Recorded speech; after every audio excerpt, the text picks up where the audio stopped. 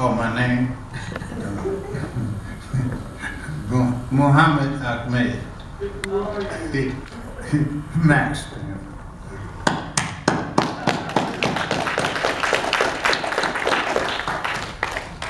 If you want a brief intro, he was one of the founders of the Revolutionary Action Movement, which was, again, a movement of people that didn't get blown up all over the place like Black Panther Party did. Because, in fact, we had a political organization that managed to figure out ways to carry out political activity and survive. Like, he's here, I'm here, other people here. He was the brains behind the whole thing.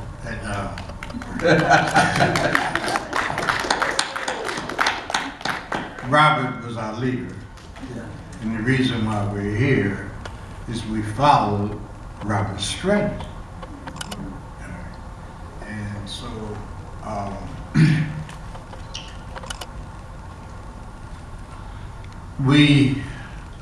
how we began to come to the conclusions or uniting with the Monroe movement that started in 1957 by Robert Williams in raising an armed self-defense movement, which was new in the 20th century, came from a generation of veterans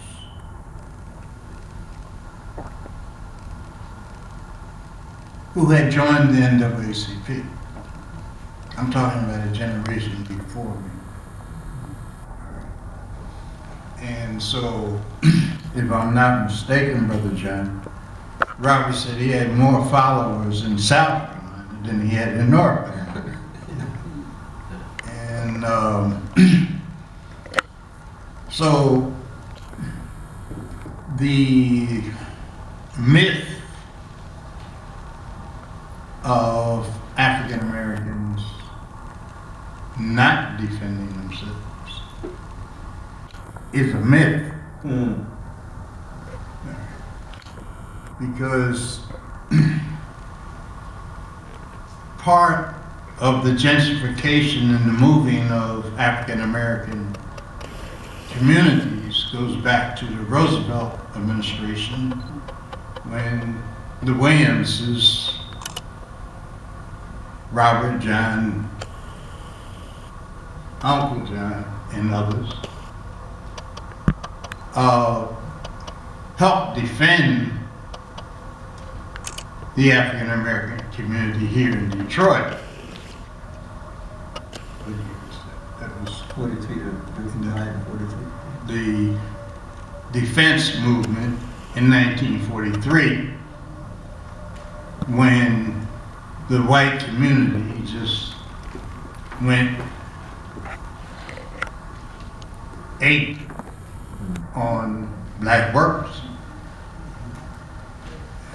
And so the Army had did a study on the successful defense of the Detroit black community. And it's unhidden but hidden policy that the black community has to be moved every 3 generations. Because in that study was that if there's stability for 2 generations, then black people will feel this is our turf and will fight for it. There's nothing new. You know, Chicago, right? 1919. And, African Blood Brotherhood fought, and kept mobs from, just creating mass murder. All right? This is not, any official history. All right? So how do you get this history? By being involved in the movement and being involved with veterans of the struggle. All right? So, when Robert organized the Black Guards inside of the NAACP in Monroe, North Carolina in 1957,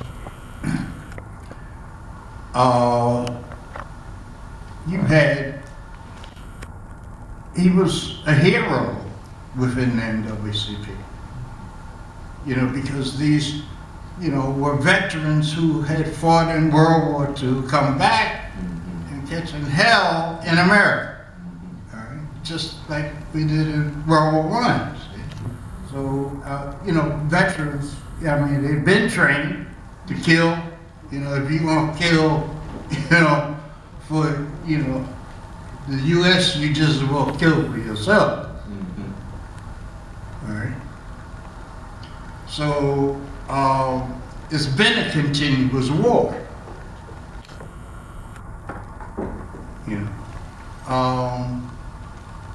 Race, class, and gender. And our policy with Robert would constantly talk about is that you have to develop the strategy to turn the race war into a class war. All right. And so he always had allies. All right. He always united with the progressive white community. All right. And so this led to his success and had a lot to do with him getting out of the country. All right. And so when in growing up,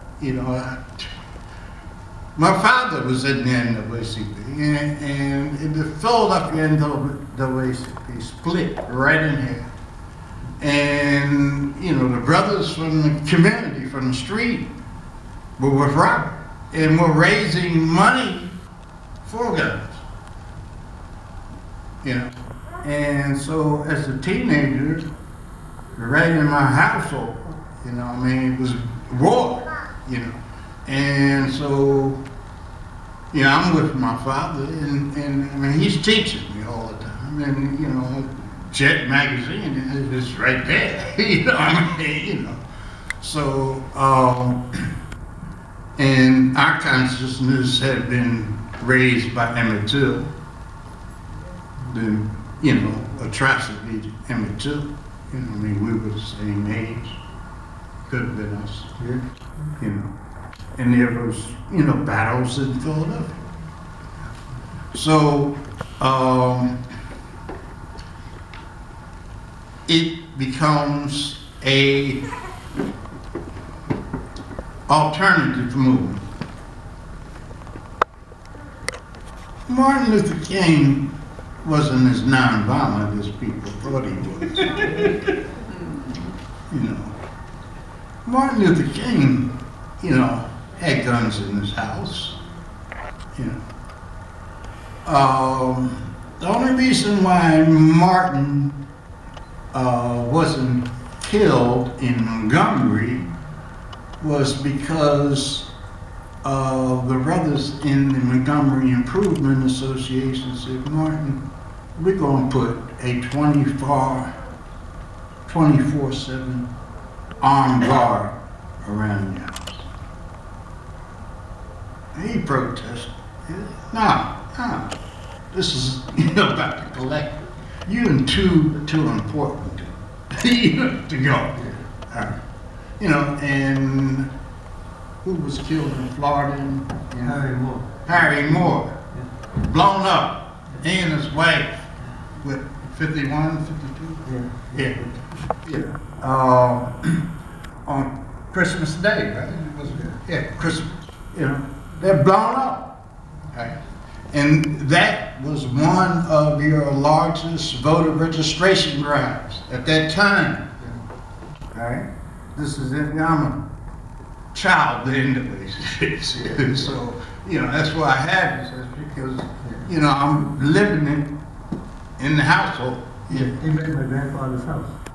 Yeah, my grandfather was part of the state conference, so they would have everyone apprentice on him. Used to be at my grandfather's house in Stanford. Same Stanford as Trayvon Martin.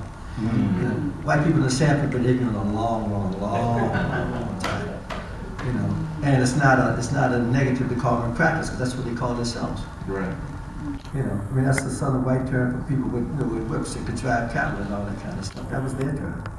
You know, so when that sister said that, people got bent out of shape. But no, they've been, you know, killing niggas and whipping for a long time.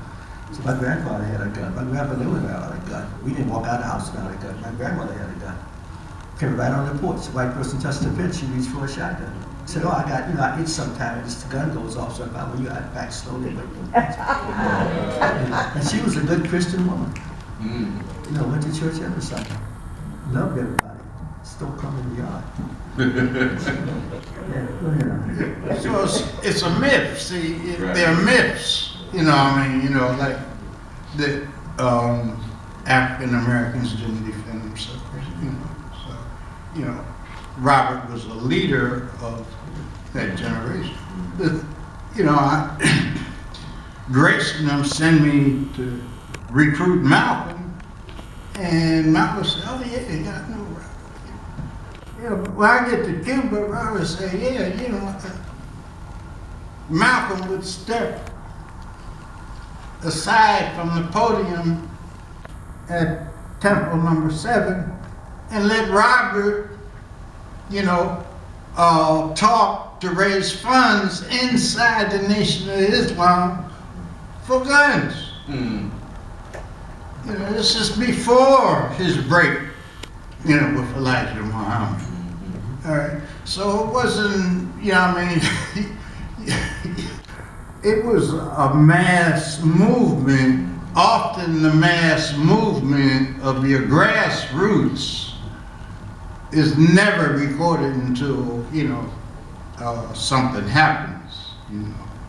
And so Robert had mass support in Harlem, you know. And so mass support all over the country. And so as our generation, and we're around SNCC or involved in SNCC, we got word. I met this guy, Don Freeman, out in Madison, Wisconsin. And I remember it was August 21st, if I'm not mistaken. I was on my way down to Monroe to read closely the Crusaders Robert was talking about the showdown. And news came that Robert was forced to leave the country, but he had got out. Right? He had won. He had escaped. Right? So, if I'm not mistaken, you know, Martha Prescott and some of us were on the beach, and we said, well, you know, the movement will be set back unless we develop a movement that would allow for him to return. And that was the germ.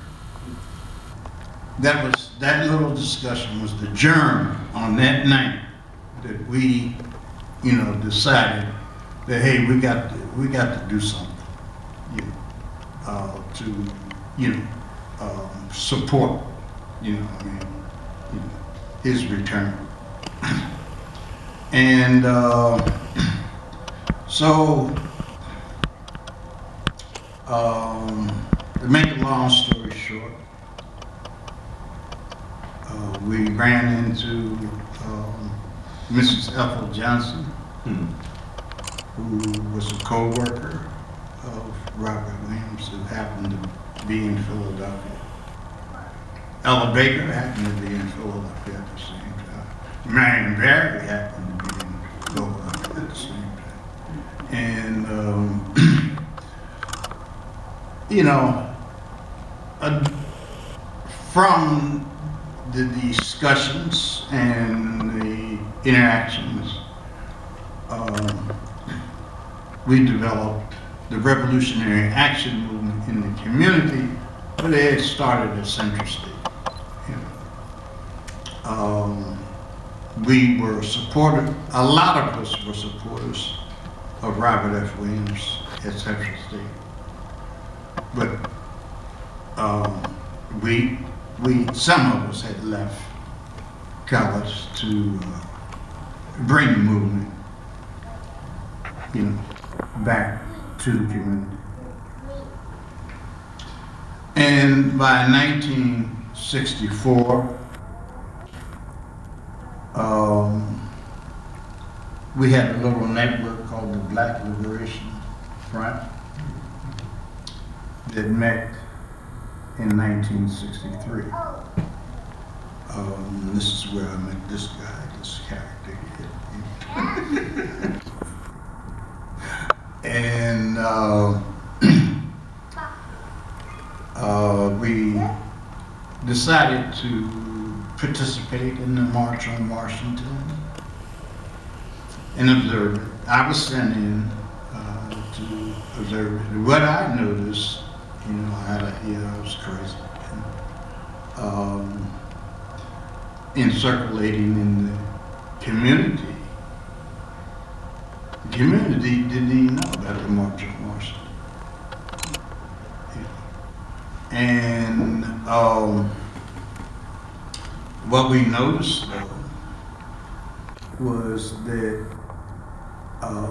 at the time of the March on Washington, that the Army were on the roofs.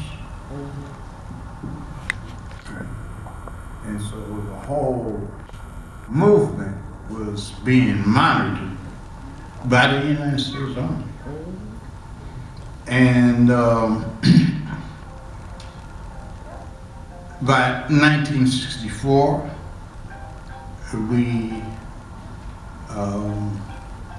through the effort of a brother named Willie Peacock from Mississippi, you know, and we went into Mississippi.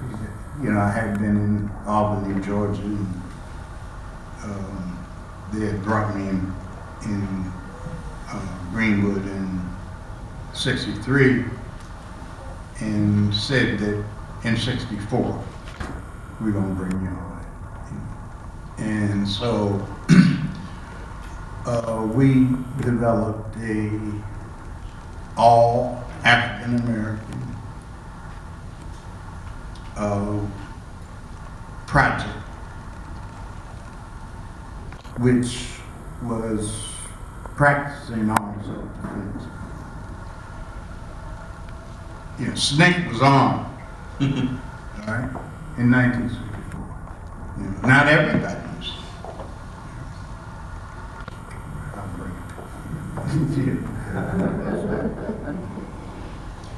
So, we had some confrontations with those customers. And I called my old friend, right? I don't know nothing about No. knowledge of these events. Get me out of here. Right. And we met at 3061 Field Street, where the Revolutionary Action Movement was, you know, put together on a national basis.